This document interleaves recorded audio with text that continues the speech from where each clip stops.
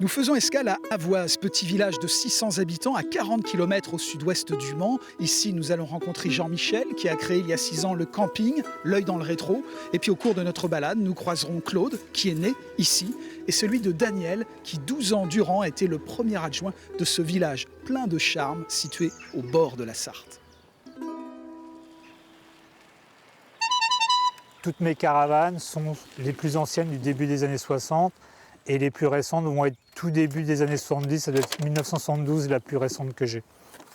Il y a une clientèle d'habitués, j'ai même des clients fidèles qui viennent de l'étranger, des Allemands par exemple, des Anglais. Tout en étant au cœur du village, on n'a pas l'impression qu'on est dans un village. Nous sommes le plus beau village de Sud-Sarthe. Vous voyez, on n'est pas trop collé. On peut se déplacer un petit peu sans avoir trop de problèmes. Notre seul atout, c'est le tourisme. Il y a quelques années, beaucoup d'années, même en arrière, Avoise était un port fluvial important. Et comme à l'époque le sel était une denrée très recherchée et très rare, c'était gardé dans la tour à sel avec les meurtrières que vous voyez. Il y avait des soldats qui gardaient la tour. Ne serait-ce que la restauration de la tour à sel, c'est de développer un attrait touristique. Avec le camping, avec l'environnement d'Avoise, c'est très très important. L'objectif, c'est de bien y vivre.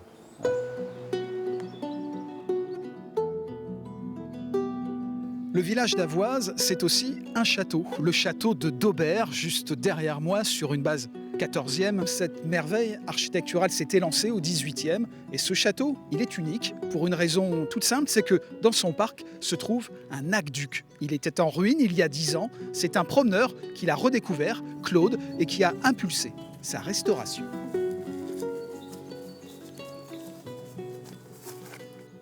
Il a fallu faire toutes les démarches, c'est inscrit au répertoire des monuments historiques, et puis il fallait trouver des fonds. Il date du XVIIIe siècle, c'était une idée qui avait été prise par le propriétaire de l'époque et qui servait à alimenter en eau les animaux, les jardins, les potagers, etc. Quand tout sera bien balisé, ceux qui veulent aller à Avoise ou à Asnières, qui est à côté, auront aussi la possibilité de voir ce monument. Ça a été un coup de cœur, un coup de folie. Comme je disais une fois, je suis tombé amoureux de l'aqueduc, alors ça va. Voilà pour cette découverte de l'aqueduc du château de Daubert. Le parc est visitable tous les jours de la semaine et le château, quant à lui, est visitable un dimanche sur 2 à partir du mois de mai jusqu'aux Journées du patrimoine. Quant à moi, je vous donne rendez-vous dans 15 jours pour faire escale dans un nouveau village de Sarthe.